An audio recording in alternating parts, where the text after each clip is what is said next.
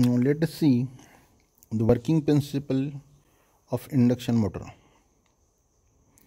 So we have seen the basic construction of induction motor. Now let us see the working principle. The working principle is based on Faraday's laws of electromagnetic induction. This law states that when current carrying conductor placed in a magnetic field, it experiences the mechanical force, which means that if you kept the current carrying conductor, for example the winding which carries the current, when you place under the magnetic field, it will experience mechanical force. That is the principle of induction motor.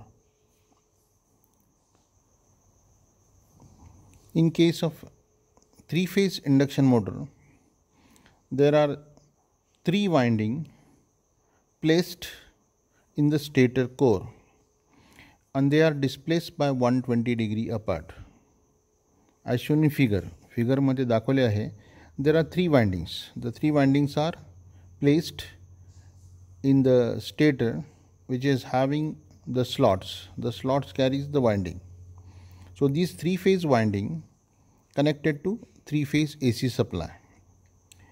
When you connect this three-phase AC supply to stator winding, that produces the magnetic field. In case of three-phase machine, three-phase induction motor, it is called a rotating magnetic field. When you connect this stator winding to three-phase supply, that produces the magnetic field which is rotating inside the stator. Just like suppose if you consider the two poles, north and south poles, they are moving around the stator as if they are moving around the stator.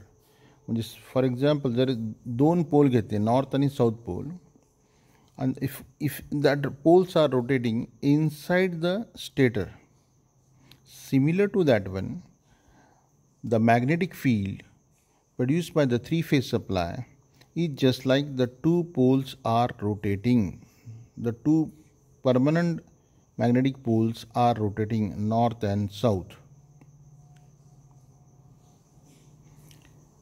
The number of poles of the stator winding depends upon the configuration of winding.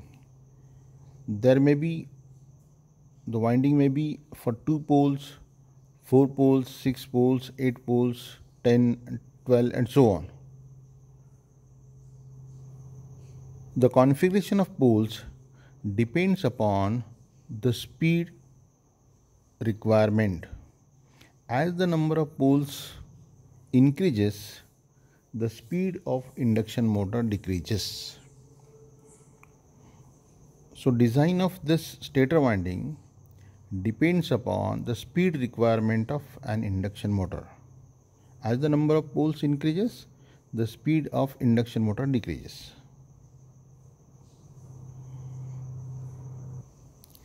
So this three-phase current flowing in the stator winding produces a rotating magnetic field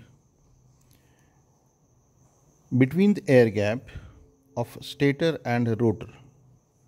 When this rotating magnetic field cut by the stator by the rotor conductors or rotor winding, an EMF will induce in the rotor winding. As in case of squirrel cage or wound rotor, the rotor winding is closed one. When induced EMF takes place in the rotor winding, that again carries the rotor current, and therefore it acts like current carrying conductor. The current carrying conductor is nothing but the rotor winding. The rotor winding or rotor conductors or rotor bars placed in the magnetic field of rotating magnetic field, and therefore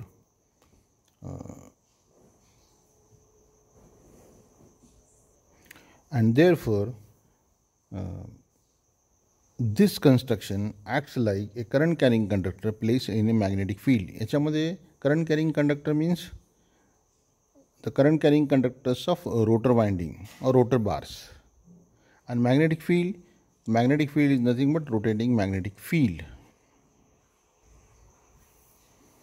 The speed of rotation of rotor depends upon the number of poles of the stator winding.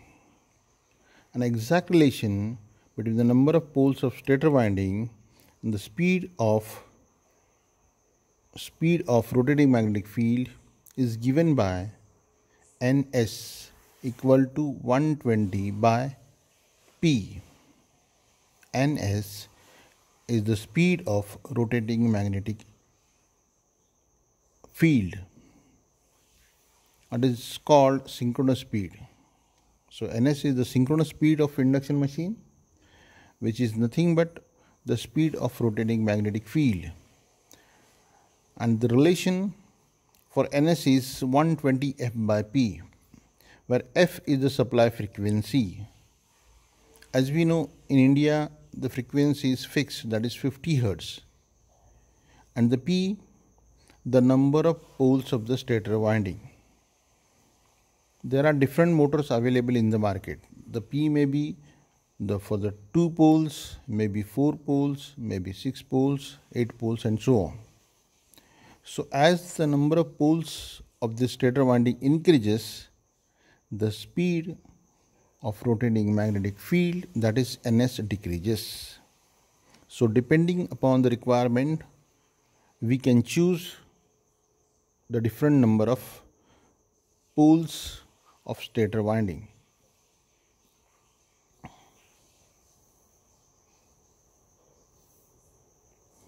The speed of a rotor, that is the motor speed, is always less than the speed of a rotating magnetic field.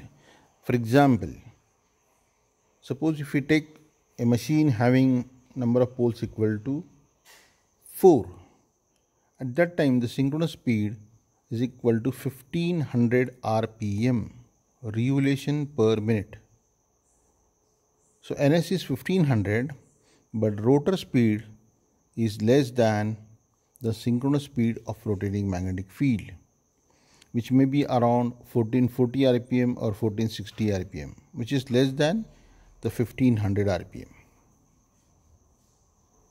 So generally in market it is stated as induction motor never runs at synchronous speed. The speed of induction machine is always less than synchronous speed. The difference of speed between synchronous speed and actual rotor speed is termed as slip, and this is generally expressed with percentage of synchronous speed. So slip equal to synchronous speed minus actual rotor speed divided by synchronous speed, that is equal to Ns minus N divided by Ns. Ns is synchronous speed of the rotating magnetic field, N is the actual rotor speed of the induction machine. Now let us see the applications of induction motor. First let us see squirrel cage induction motor. So in case of squirrel cage induction motor, the rotor winding contains the bars, maybe aluminum or copper, and they are permanently shorted. So we can't insert external resistance into the rotor winding.